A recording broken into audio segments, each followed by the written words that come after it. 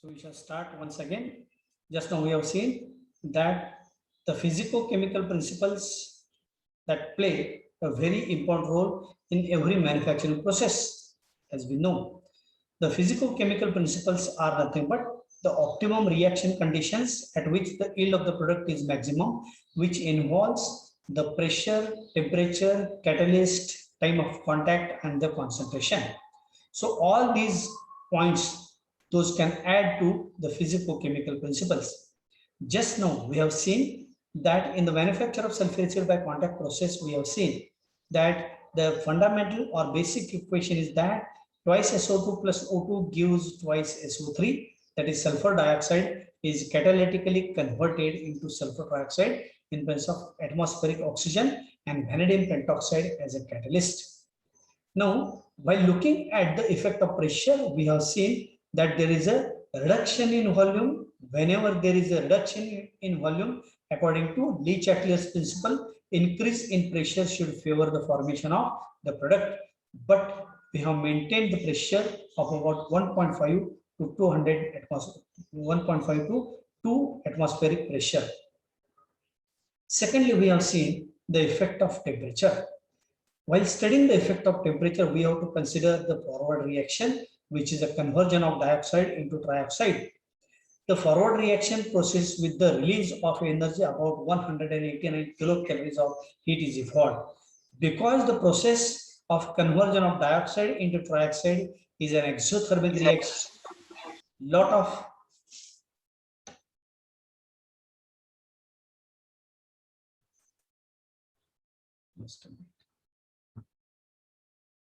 because the formation of reaction, that is a sulfur trioxide, it is a exothermic reaction and hence low temperature should favor the formation of sulfur trioxide. But as we know, while studying the catalysis topic, we know that at low temperature, some of the reactions are very slow and hence the optimum temperature for maximum yield of sulfur trioxide is 425 to 450 degrees centigrade. Now we shall move to the third physico-chemical principle, that is a effect of catalyst. Just take a look at the process. Now, the third physico-chemical principle, that is the effect of catalyst. Now, as we know that every industry that runs on this aspect, that is a catalyst, as we know, catalyst is nothing but it is a substance that by mere presence of which the reaction is carried out, and the same catalyst could be used for years together. So this is the reason why the catalysts are not used or not consumed in the reaction. The same catalyst could be used for years together. So these catalysts play a very important role in industrial manufacturing processes. As we have seen that the conversion of sulfur dioxide in presence of atmospheric oxygen, that is possible to sulfur trioxide in presence of a catalyst. In the early days, platinum was used as a best suitable catalyst, but this platinum as a catalyst that gets poisoned at all these reaction conditions, that is the pressure of about 1.5 to 2 atmosphere and the temperature 425 to 450 degrees centigrade. So because of this, the platinum catalyst that gets easily poisoned, and hence scientists were thought of for these two reasons. Another catalyst, alternative catalyst is to be used, and hence they have used nowadays vanadium pentoxide as a best suitable catalyst for two reasons. One reason is that vanadium pentoxide as a catalyst that does not get poisoned, and second reason is that it is very cheap.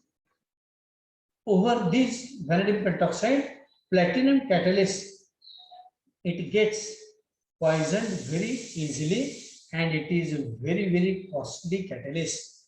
So in order to bring down the cost of manufacture of catalyst and in order to avoid the poisoning of a catalyst, nowadays vanadium pentoxide is used as a best positive catalyst and it is comparatively cheaper, very cheaply available in the market. So if at all such cheap catalyst, if it is used, then the cost of manufacture of sulfuric acid is also very, very low. And hence, another reason is that this catalyst does not poisons at this pressure and temperature range. And nowadays, this is the best and cheapest catalyst that we use. So use of catalyst, vanadium pentoxide in place of platinum. The fourth physicochemical principle is the what is the effect of concentration. The effect of concentration. Now consider the same reaction, twice SO2 plus O2 gives twice SO3. If we apply a mass law equation which states that active masses of products divided by active masses of the reactants, as we are considering the concentration, then we can see C stands for concentration. So C square SO3 active masses of product divided by active masses of the reactants. So this is how we have represented a mass law equation for this particular skeletal equation. Now what is our aim? Our aim is to obtain maximum quantity of sulfur trioxide from the given quantity of sulfur dioxide. Here in this case, sulfur trioxide is at a numerator while these are at denominator. So if we increase the concentration of either SO2, first of all, if we increase the concentration of SO2, then there is no effect in the percentage conversion of trioxide takes place substantially. But if the concentration of oxygen, if it is increased, then the percentage conversion of sulfur trioxide is maximum. So excess of oxygen in a gaseous mixture that favors the conversion of trioxide. So in this case, now in short, we can conclude all the four physicochemical principles is that first, what is the effect of pressure? Pressure is of about 1.5 to 2 atmospheres. Then the temperature that is the optimum temperature range 425 to 450 degrees centigrade. Third, effect of catalyst. Vanadium pentoxide is the best positive catalyst. What is a positive catalyst? The substance which acts as a catalyst in some reactions that merely increase the rate of forward reaction. What is a forward reaction? Here, forward reaction is a conversion of SO2 to SO3. So here, this vanadium pentoxide plays a role of a positive catalyst. So this vanadium pentoxide acts as a positive catalyst. And fourth is that the excess of oxygen in the gaseous mixture. So for the purpose of attempting the MCQ type of questions, you should remember this tabular form: effect of pressure, effect of temperature, effect of concentration, and effect of catalyst and effect of concentration. So you have to bear in mind all these 4 points, which are known as a physico-chemical principles. These are known as a physico-chemical principles. So we have finished only the first part of the manufacturing process. Now we shall move to the second part, that is known as actual plant and process. Now to study the actual plant and process, which involves the plant and process, that involves again 4 different steps. First step is a pyrites burners. This is the first step of manufacturing process. Second is known as the purification unit. Second is known as a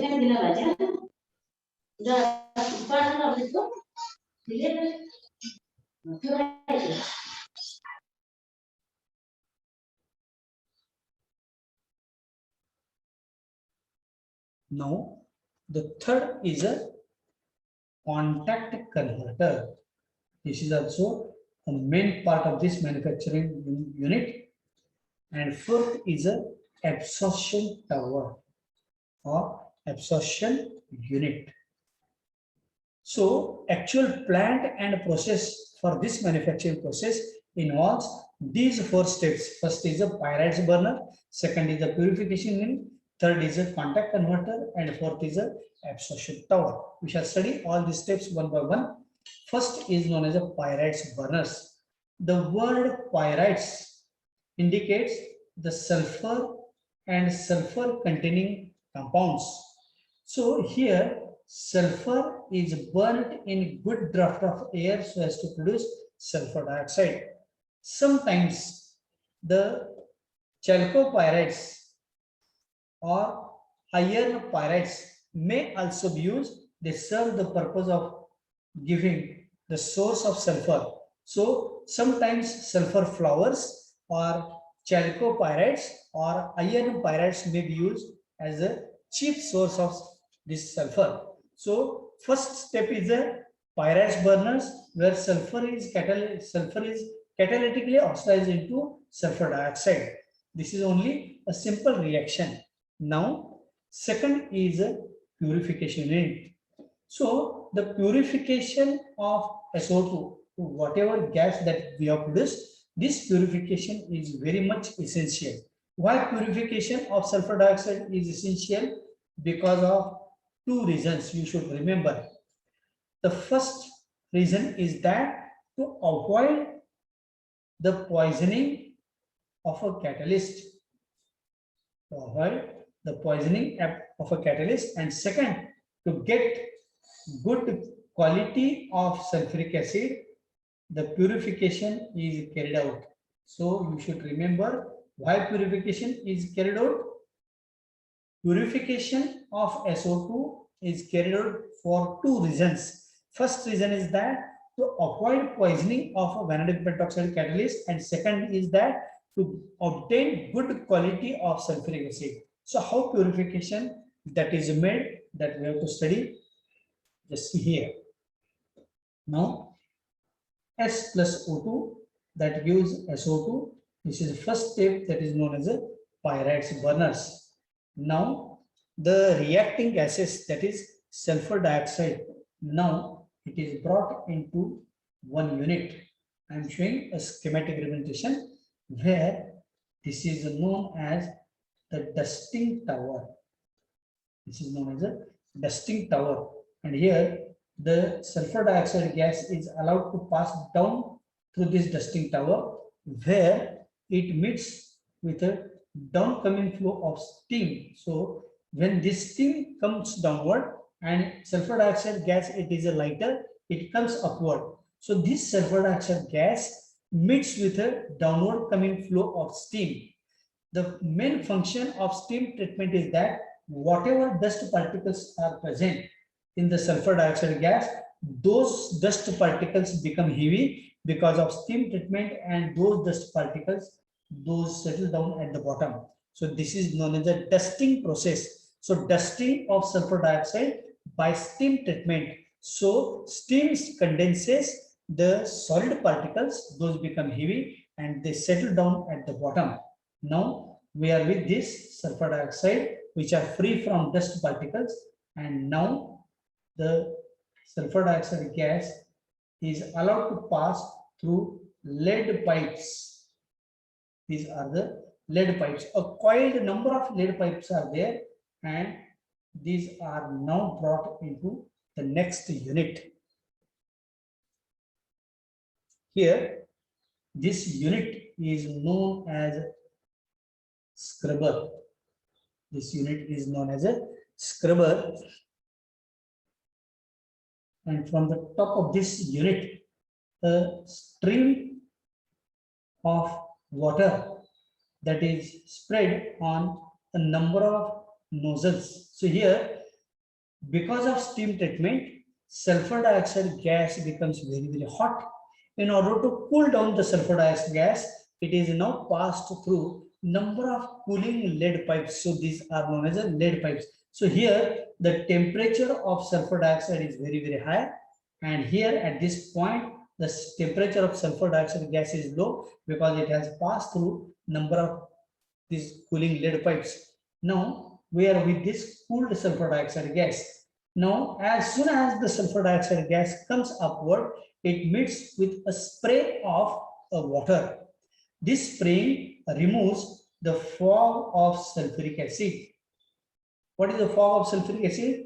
Because in the first step we have seen sulfur is burnt in good draft of air so as to produce sulfur dioxide.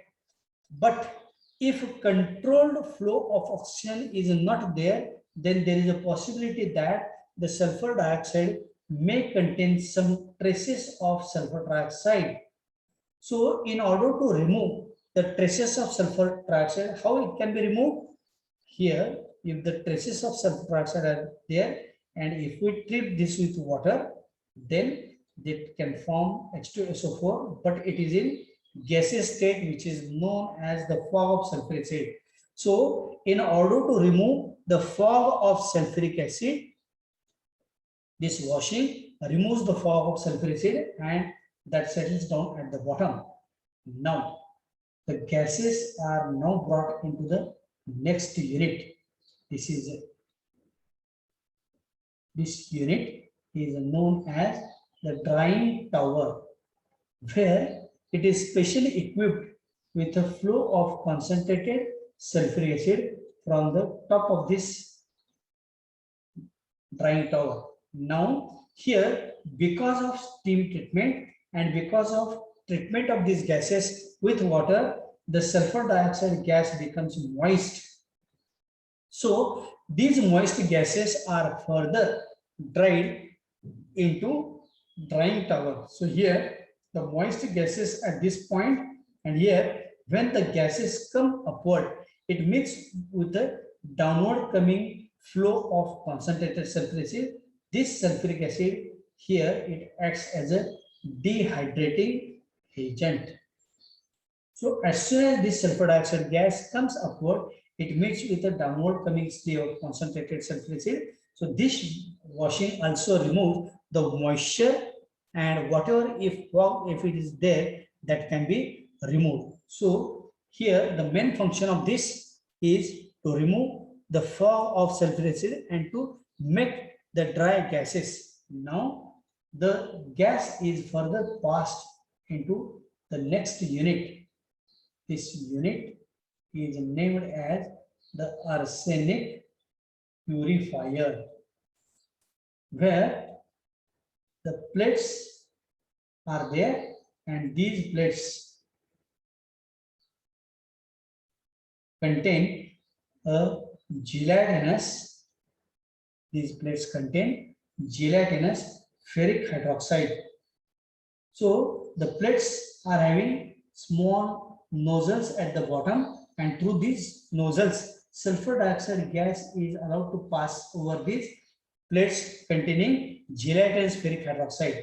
So when sulfur dioxide gas is passed over this gelatinous ferric hydroxide, then the arsenic particles, that is arsenic oxide particles, are preferentially retained by this gelatinous ferric hydroxide, and thus the gas is now free from all dust particles, the fog and the arsenic particles. Now the gas is further led into a testing box, where the gases are here. The gas is passed through this testing box so as to ensure whether the sulfur dioxide gas is free from all the impurities.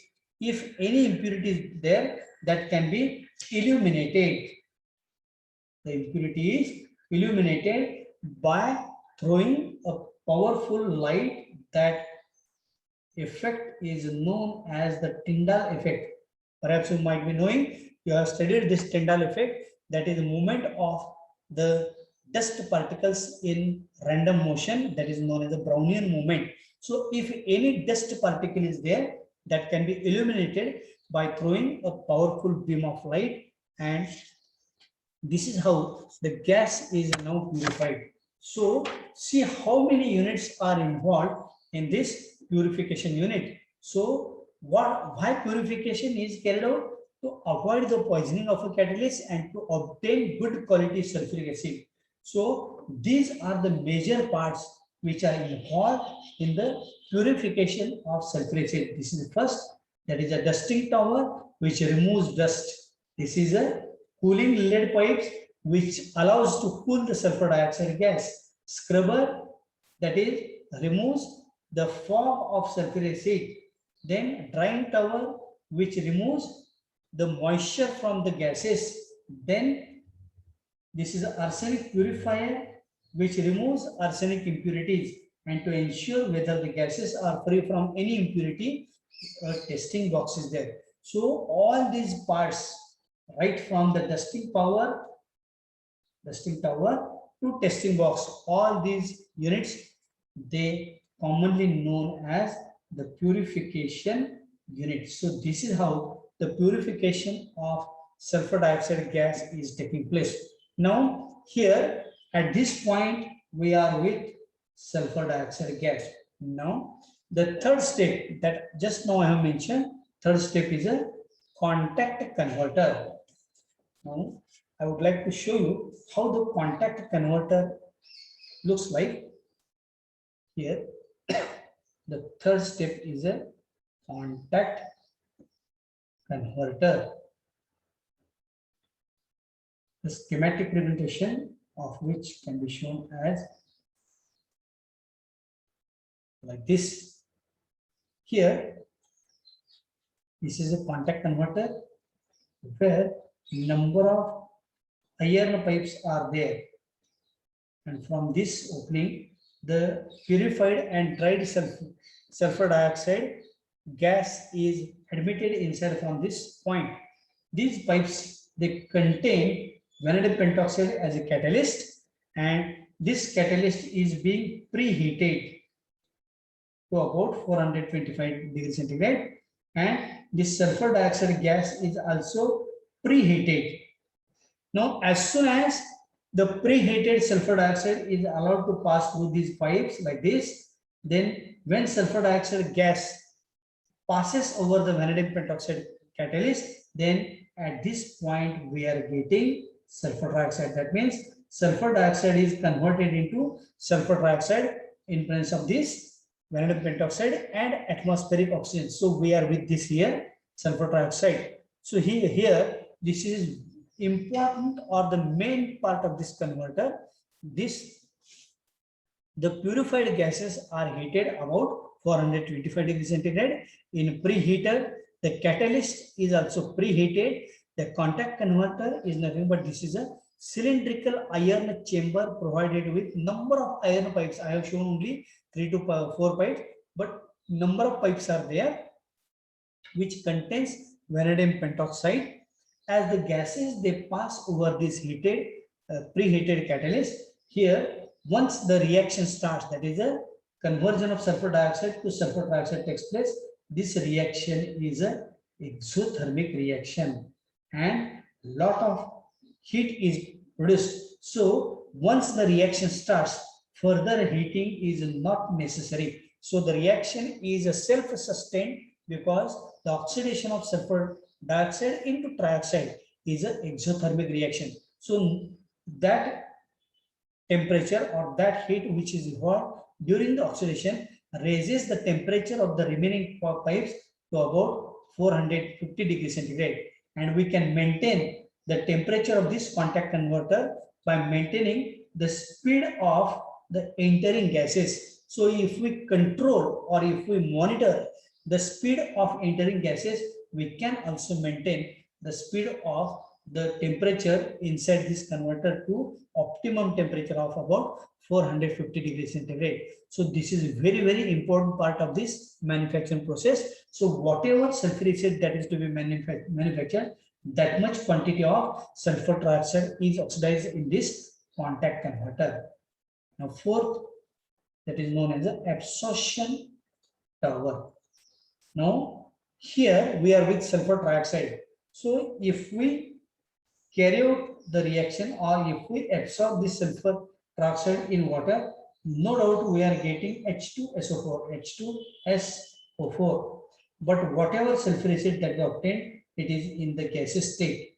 And we know that sulfuric acid that we see in our laboratory is in liquid state. So as sulfur trioxide has strong affinity for water, hence its absorption in water is avoided. So first of all, this sulfur trioxide is absorbed in previously manufactured sulfuric acid so as to give one important product, that is H2, then S2, and 3 plus 4 is a 7. This is known as a oleum or fuming sulfuric acid, or it is also known as a disulfuric acid.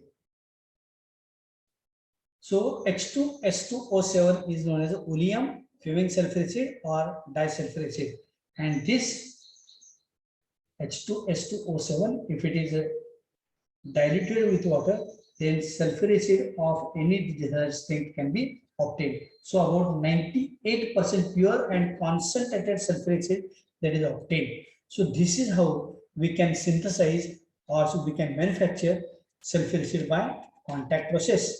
Now, if a short question of the type, if it is asked, which are the reactions involved in the manufacturing process?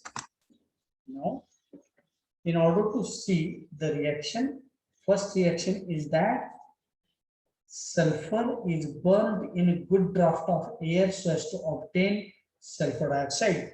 First reaction. Which is second reaction? This sulfur dioxide is catalytically oxidized in presence of vanadium pentoxide into sulfur dioxide. The third reaction is that this sulfur dioxide has strong affinity for water, and hence, first of all, it is absorbed in concentrated sulfuric acid so as to obtain oleum H2S2O7.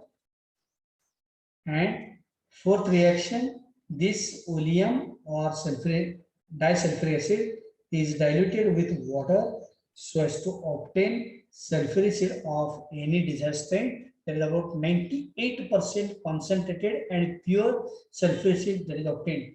Normally, the sulfuric acid that we are using in laboratory is a 36 normal sulfuric acid is there. Such a concentrated sulfuric acid that is manufactured in every industry, and hence a care should be taken for the handling of sulfuric acid from one end to another end, including the transportation in various tankers also. So I'm going to show you one video.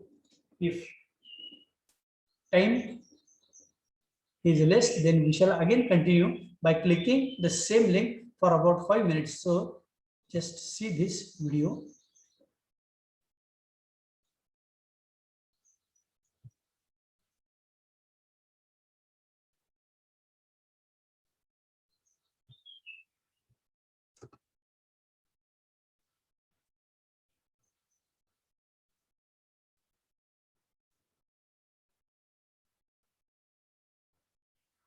It will take some few seconds to start.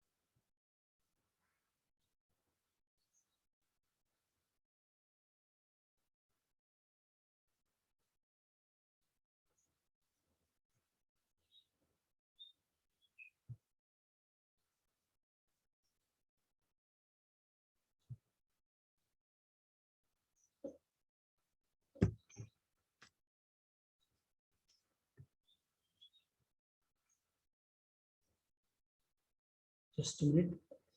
I think you might not see this.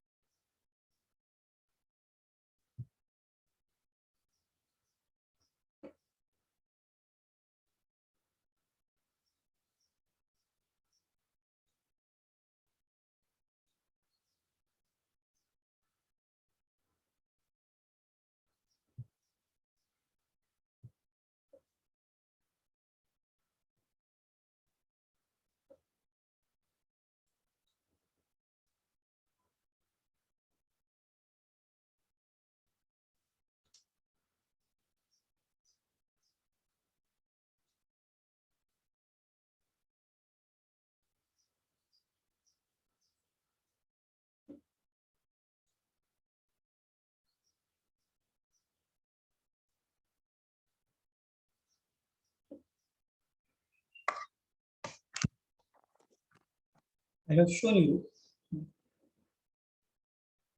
Just a minute.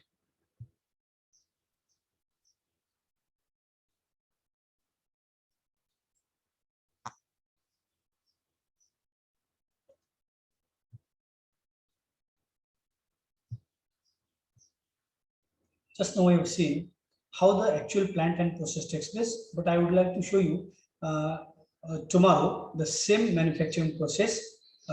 It is a little bit, it is minimized window is there. So I would like to show you the same process tomorrow also. There are two videos that I have, so we can continue with the same aspect tomorrow also. Thank you very much.